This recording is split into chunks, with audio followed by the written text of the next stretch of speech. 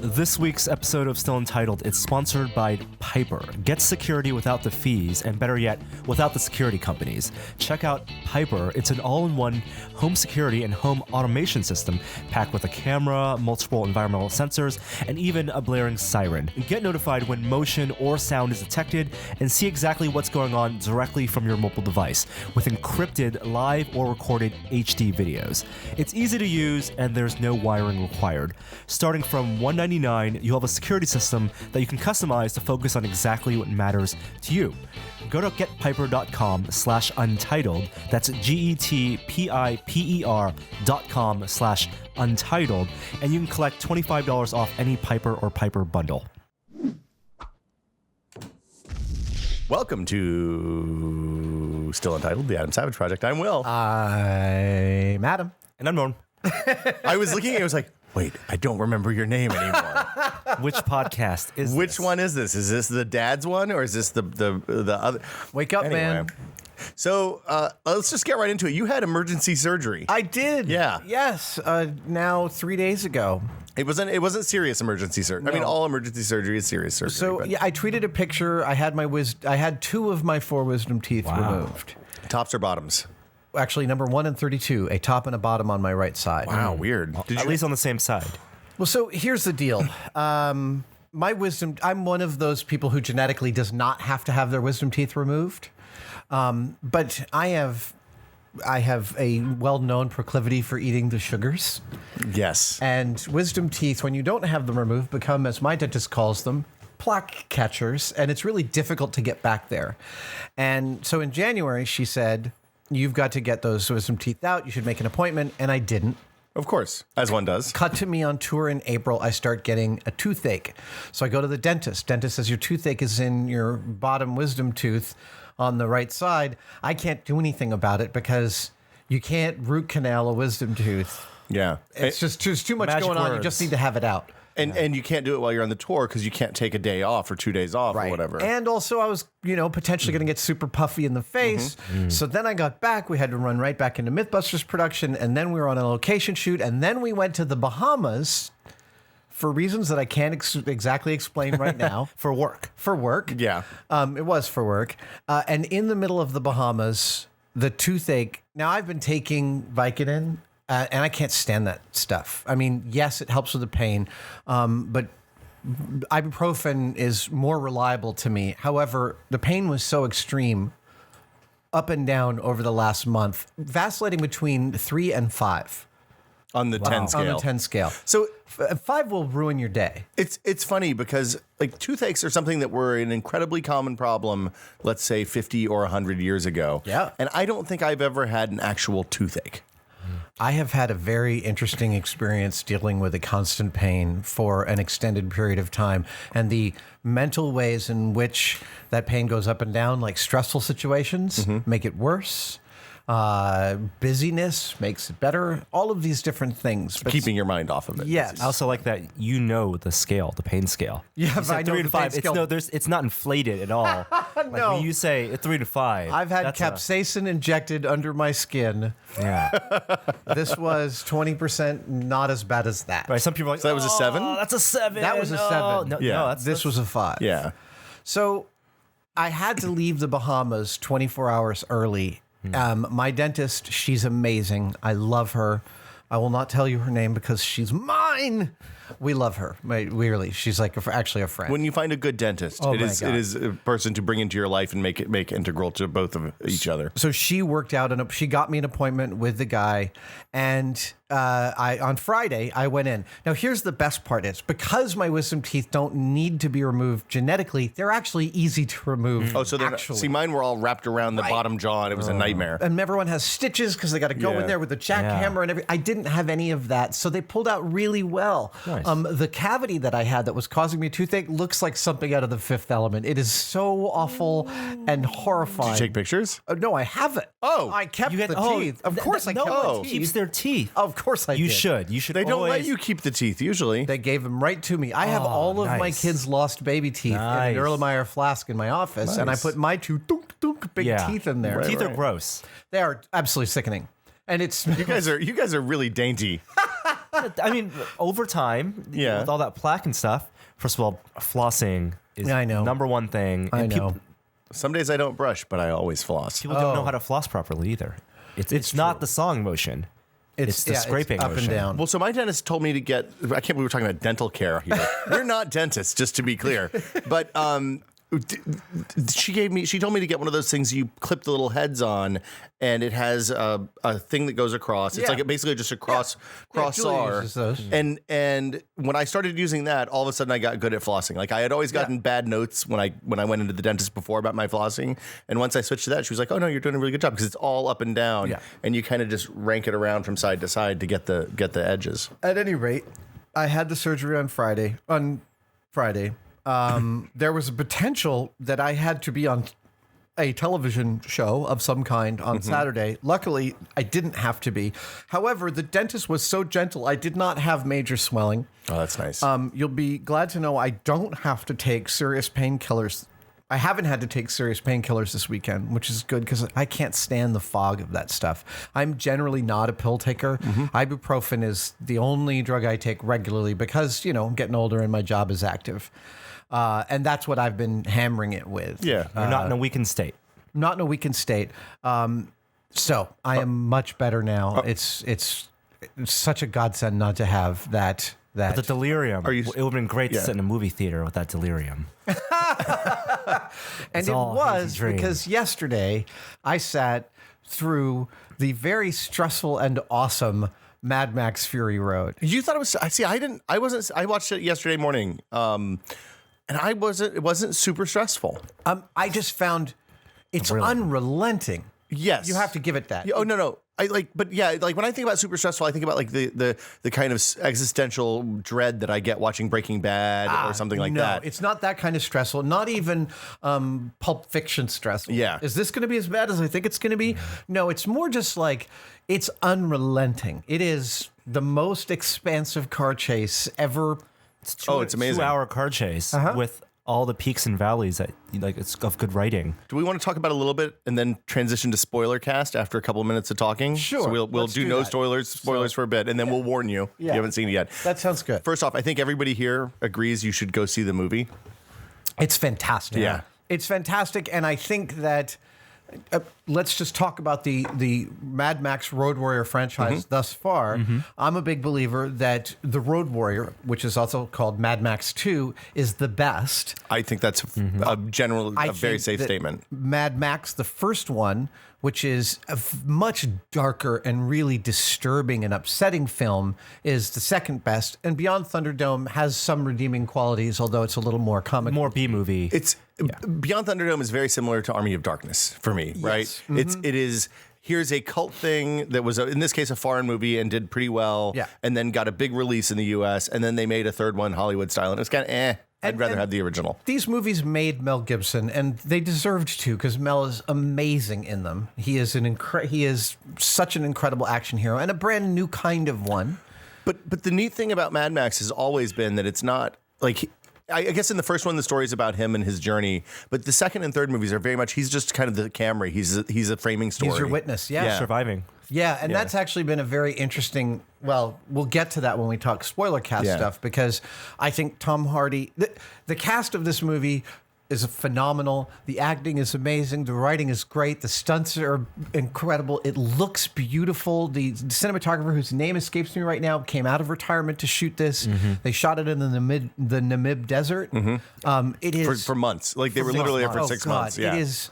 It really, really is worth seeing and should be seen. It is not overly gory. No. It is difficult to watch sometimes, but not gory. It is.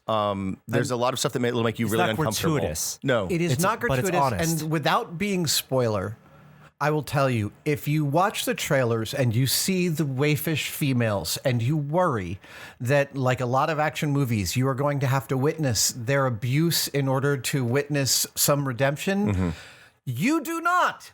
And that might be at the top of the list of my favorite things about this goddamn movie is that they don't subject you to having to watch women be abused for there's no torture porn. Sorry for cursing, but that's one of those things that as soon as I saw that trailer, I was like, oh, Christ, we're going to have to watch someone get raped and I'm going to have to leave the theater. Yeah.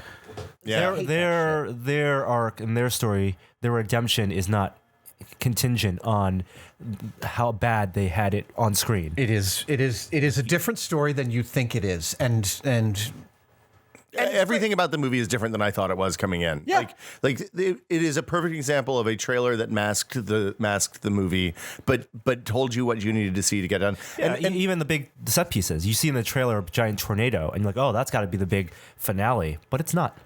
I was interested to see, and I still don't think this is a spoiler. Most of what you've seen in the trailer is in the first 5 minutes of the film. Or first 15 probably, yeah. If it's a two-hour car chase, they have a lot of material to work with. And they really managed to do I really appreciated that the trailer showed a lot that did not spoil nearly any of the film for me. So the thing that I love the most about this is that it's clear George Miller had spent the last 25 years thinking about this world, right? Yeah. And probably most of his life, if I had to guess.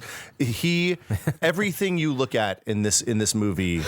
I'm thinking him on set on Babe. Okay, yeah. He's directing Make it Babe, clear. and he's like, oh, well, I'm wondering what Max is doing right now. And again, this Happy is Feet. Oh, what? Wait, he did Happy Feet too? He did the Happy same Feet. guy that directed Babe and Happy Feet directed The Road Warrior. So wrap your freaking head around that. Think about it's like Danny to Boyle, imagine right? That Happy Feet is like a precursor to Mad Max because it's also like an environmentalist movie. That's So the best thing I've heard all day. it's like the world falls apart because of the things that happen in Happy Feet, and then Look, I think, and I actually think of Babe as one of the sweetest movies ever made. I know I'm given to hyperbole. I've never but seen Babe. Oh, or no. Happy Feet, probably. Babe is amazing. Babe loves you. I have a 2-year-old now, so I'm in the window You for can watching watch it Babe right again. now. Yeah. No, Babe is a masterpiece. So I love everything you look at has a rich backstory that they don't tell you. Like you look at characters walking through the desert who have nothing to do with the race, and there's very clearly they're up to something. George knows what it is. Yeah. We don't. I love having that kind of. It's the same kind of backstory that like the Millennium Falcon had in Star Wars. Every piece of the world has a long tail. Yeah. well, if you think of the series Mad Max Road Warrior Thunderdome, he says that even though this movie is set decades or in our time, filmed decades later, it's only supposed to be only a few years later, and it's the same Max. Tom Hardy's surprisingly around the same age as Mel Gibson was when he did Road Warrior. Really? A little older, but Mel Gibson was really young. Yeah. Yeah, so he's it's- like in his 20s in the first. Yeah. Yeah, and so Tom Hardy, it's the continuation of that character. He has the long hair, and then he becomes more of a Tom Hardy persona. Yeah. But it's like you see, they still call it Guzzling, like the world. Yeah. In the first Mad Max, you had roads, the world was not completely falling apart, and then society rebuilds itself in its own ways, and by Fury Road there are no real roads, and you have a fully developed post-apocalypse. So shall we transition? Yeah, let's transition. Spoilercast starts now. Here it comes. Yeah. Can we put some graphics? I'll put like a bomb or There we something go. in there. Yeah. Spoilercast. There we go. Norm I don't have to do it. Norm got it for me. Animate to his fingers, Yeah, and we're good. I'll put some sparkles out of him or something. That should be something that'll be easy to do. It won't take me Nyan hours to flowing figure out. from his head. Yeah, I'll get right on that. Okay, What do you want to start? I want to start with the fact that it's totally blew me away that Charlize Theron's the main character of this movie. but you should have known that because Max is never the main character of the movie. It didn't occur to me. Again, it's a sort of you're right. You're right. When you look back at the other movies, Max isn't necessarily. Max is your camera. He is your protagonist. He is our eyes. He is our ethos, actually. Even. Well, it's just He's like just the Star point of view. Wars. Right. Star Wars is Princess Leia's story. or R2D2s R2D2 and C-3PO are the lens. are the cameras. Yeah. Interesting. because it's her. Right. It's the rebellion. Actually, So, Star Wars and- is the story of Anakin, right? Well, if you want, the whole- in the And yeah. at any rate, Episode four. Yeah, gentlemen. Oh yeah. I Thanks. thought Charlize Theron. Somebody said this early on, and I love this. You can shave her head, rub oil all over her face, and she is still one of the world's most beautiful women. Oh Yeah. Like you can't. What is it? You can't put that light under any kind of bushel. it's like talking about the physical transformation actresses and actors take now has kind of become it's become just the thing that people do. But this was amazing. I couldn't believe that she amputated her arm for the role.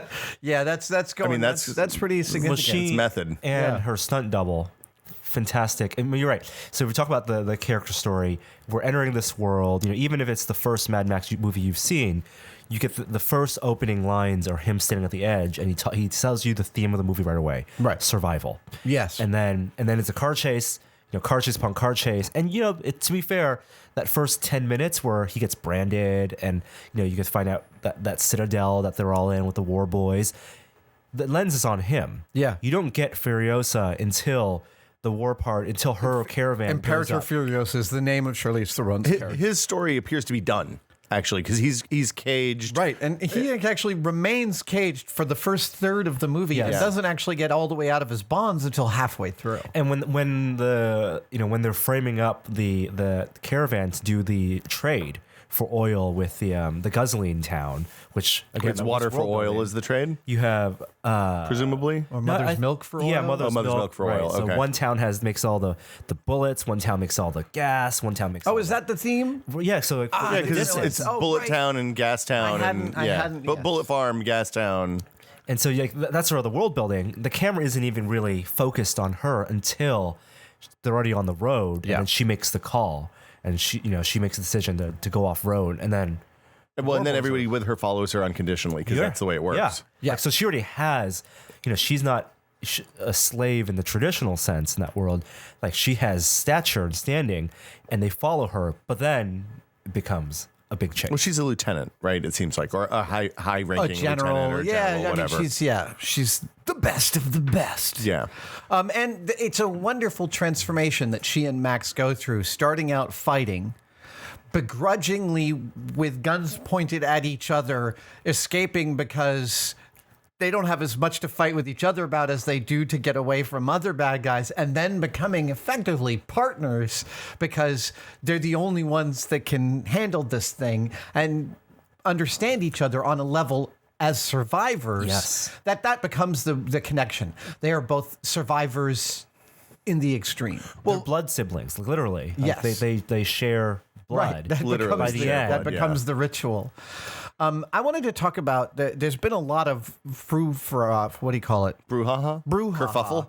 Kerfuffle about whether or not Mad Max Fury Road is a feminist masterpiece, an anti-male diatribe, blah, blah, blah. There's a lot of stuff about the movie's feminism or lack thereof. And there are people on both sides, from MRA to feminists, who have argued both sides of this coin. People are really upset about this movie. They are very upset about it. That's interesting that you say that on both sides of the spectrum, they're making both arguments. They are, and I spent a fair bit of time reading a bunch of it, and I have to say, there are people for whom, look, Hollywood makes the most appallingly sexist movies. It can. Right, it's totally. I've seen Transformers 3 and has done that. Right, the idea. It's funny, same actress. That's a super good point. As far as the way movies have traditionally treated women in action movies, this movie is a giant leap forward. As far as a feminist who might have spent a woman who has spent years watching this terrible degradation of women in Hollywood, this movie might not go far enough, and I totally grant that, but it is a giant leap forward for action movies, in my opinion, specifically because they don't do a lot of the dumb tropes that movies do. They don't make the women things to rescue. They don't set up a powerful woman and then turn her useless at the beginning of Act 3 so a man can rescue her. They don't succumb to all of that bullshit. And I really think that it's wonderful for them. They actively, in fact, actually, the women in what they call it, the harem, the wives of the emperor of Immortan Joe. Immortan Joe. They say we're not things. Like that's a thing that they clearly have repeated to themselves. Them. And they're actually fairly competent. They have their own minds. They don't become at the key moments of the film. Well, they exhibit the whole range, right? There are some that want nothing to do with guns and won't do guns. There are some that are counting bullets and reloading guns and shooting guns by the end of the movie. And then there's this amazing moment, at the end of the second act, when they reach the place that they've been going the entire time, and they meet a tribe of hardened older women. Yes. Matriarchs is what people would have called them before, but I don't think that's probably right. So great. They are crusty and awesome, and if I had a place to choose to go survive, I would be with those chicks. Yeah, they were ready fantastic. to go. One man, one bullet. One man. Which I think is probably what the MRA people got pissed off about. Look, I'm never going to agree with those guys. I mean, that's in the extreme. So fringe. To go to the other extreme, let's talk about why feminists, for example, think the movie doesn't go too far enough. Well, look, I'm a believer that the perfect is the perfect is the enemy of the good. Sure. We have a lot to atone for in the ways that we have treated women in our culture, in our media. There are many things to leap forward for, and there's a lot of bodies along the side of the road to make there are a lot of bodies on the side of the road. Yeah, there are a lot of bodies on the side of the road, and there's a lot of people still. I mean, there's still a lot of suffering because of that, because of the way we culturally make media that subjugates and makes well I mean it's terrible sport of women, but it's not going to happen. It's going to happen incrementally. That's the way everything happens. And this movie is a great increment forward from a guy. And also, to be clear, sorry to interrupt. No, you're good. You're doing the thing I usually do. George Miller brought in Eve Ensler, the writer of the Vagina Monologues, to actually talk to spend I think a week or two. It was the things I read, it said a bunch of different times, so it was at least 2 weeks. It was at least 2 weeks with the women within the harem of Immortum Joe to talk to them about how they would be responding to the trauma of their captivity. Right. And Eve Ensler famously wrote the Vagina Monologues, but she also did research in African countries where people are, ritually raped and stuff like that. Absolutely. And that was the specific brunt of that. That seemed like the reason she was there. And that is a terrific step in the right direction for a major director of an expensive, big blockbuster tentpole film to bring in a renowned feminist to talk to the cast about putting real depth into this story rather than the surface depth of, I watched her get raped in Act 1, therefore in Act 3 I get to watch her kill the guy. Right. There are almost no gratuitous murders in this film, which is not from the past. The past movies had tons of gratuitous murders, 80s and in style. fact, one of the few really gruesome murders happens completely off screen. When Max movie? goes to deal, with the with the bullet guy, with the interceptor, the tank tread thing, he just goes off into the fog and then comes back covered with blood, and it turns out it's not his blood. Yeah. And we don't see that because the women only killed for self-defense. Max actually goes for retaliation at that point. Yeah. Do you think that's retaliation? I mean, I think that's just it's stopping if he doesn't kill him, he's going to come for him. Yeah. Right. I also feel that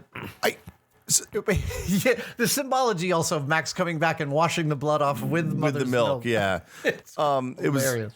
So the thing that struck me as I was watching the movie is that both Charlize Theron and Max are Furious and Max are both very pragmatic. So there's a couple of scenes where the one that comes to mind immediately is the one where he's taking the shots with the rifle. They only have a couple of bullets left. He takes 2 shots, misses both, and she's like, "Why don't you let me do that?" She doesn't even say it. Yeah. She's standing behind him. There's a pause, and beautifully, he takes the rifle off of his shoulder and hands it to her. Mm-hmm.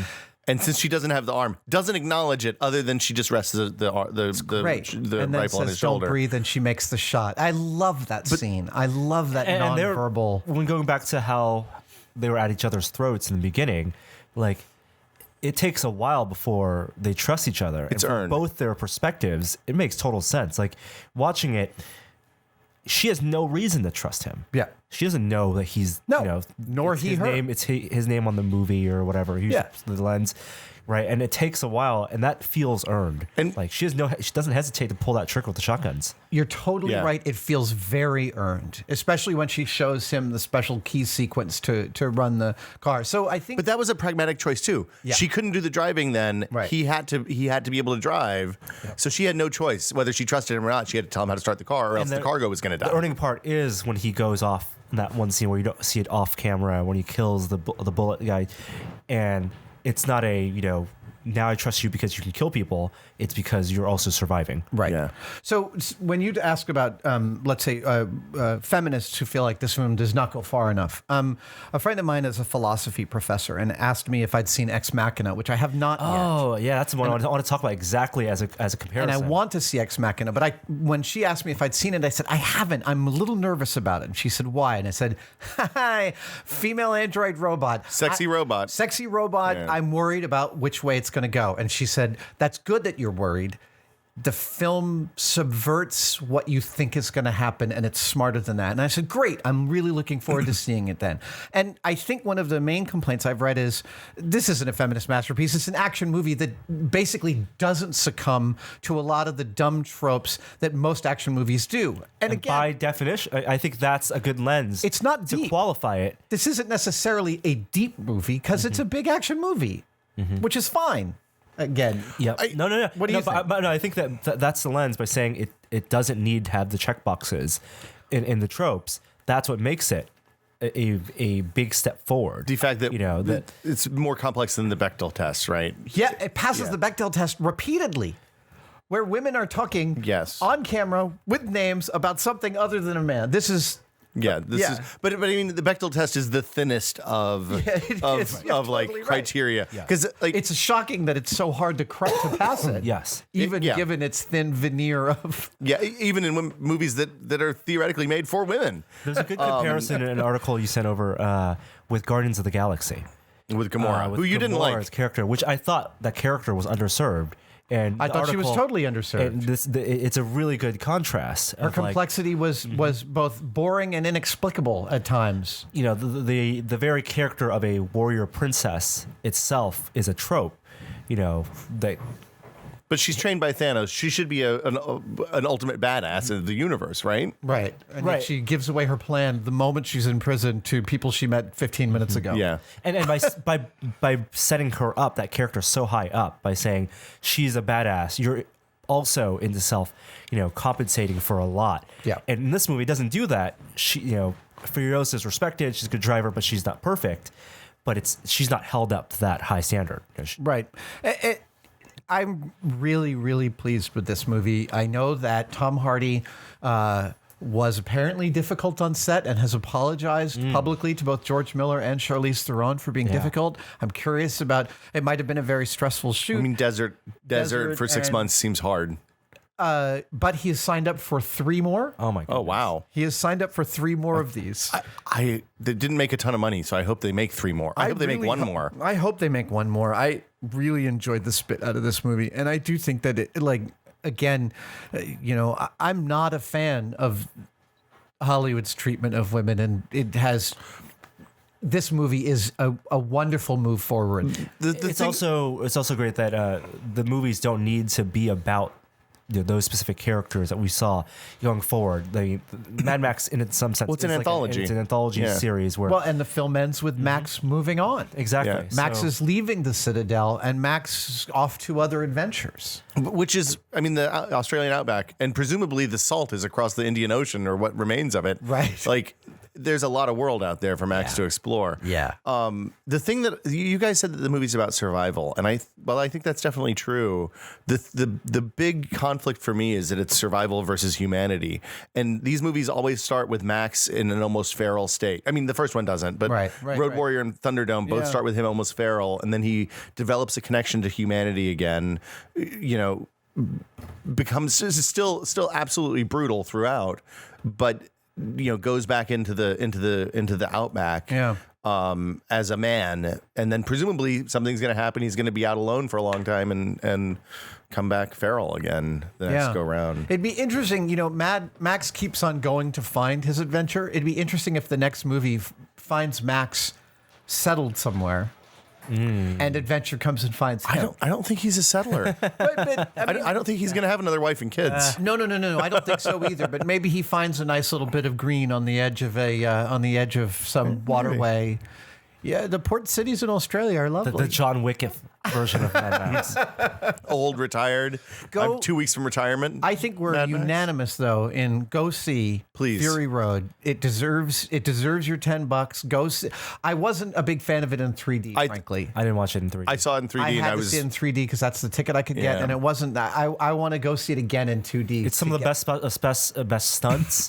Best cinematography for car chase. I mean, it's and also most of the stunts. There's a lot of CG in this movie, but only in service of the stunts which were practically done. So it's not like cars flying through the air while people are playing chess inside them and crap like that. Well, there are cars flying through the air, but there are real cars flying through real air and real drivers doing some very amazing stunts. And it's the anti-Michael Bay in a lot of ways. So we touched on this a little while ago. He got a wonderful performance out of what's her name from the third Transformers movie, Rosie Huntington-Whiteley, something like that. Okay.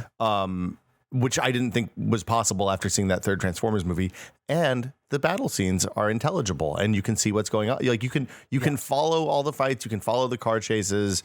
It's cut really quickly in a lot of places, but there's always a sense of purpose, and there's always a trail to follow, so you know what's going on. There's also that lovely, lovely transformation of Nux, the war boy who becomes actually among their party, and I really dug. That was perhaps the most surprising twist in the film to me, that he becomes a genuinely interesting character, and you get a glimpse into a whole new aspect of the world because of his character. And they gave those. When was the last time you saw a stormtrooper get motivation? Like, right? Yeah. I mean, they gave motivation for all of those war boys, which is something that I've never. It's incredibly unusual. And their cultish following the story behind. Oh my God! They're huffing the paint to get jacked up to go kill themselves. Great line. Really, really creepy. Also, the production design. Mm-hmm. Is among the best production. I mean, there's tons of internet video of all the behind the scenes cars and testing and building that they did for the chase stuff. They're real cars. Bikes. Jalopnik has fantastic articles. Oh, really? Yeah. And it's eye candy, mechanics candy. Some of the best stuff are the contractors who built the cars, did a lot of their own shooting before they shipped the cars out and drove them out to set. Wow. And you can see these, those tanks being tested. Yeah. Some great The stuff. rock crawlers. Oh yeah. All the big monster truck. Skull motifs. Yeah, it's wonderful. Go see it. Mallory Ortberg on The Toast wrote, I think, my favorite thing about this, which is like, look, it's an incredibly sparse, no resource-free wasteland, yet somehow we have plenty of solder to glue skulls on everything. We have a guy whose only job on the chase is to play electric guitar, and also that electric guitar shoots fire. Not only that entire rig actually worked. All those speakers played music, and those drummers were drumming at 70 miles an hour through the desert. Oh, that is awesome. I know. The production designer says George Miller does not like things that do not work. So when you show him a prop, he goes, great, plug it in, let's see it go. And if it doesn't, he's like, come back when it works. I hope George Miller gets to make as many of these movies as he wants for as long as he can. Yeah, I totally agree. So yeah, this is right up there with John Wick. Like my favorite movies of the year list is already really full. Yeah. We'll be back next week, I guess. We will. That's a good spoiler cast. With more Still Untitled. Thanks for watching, guys, and we'll see you next time. See ya. Bye.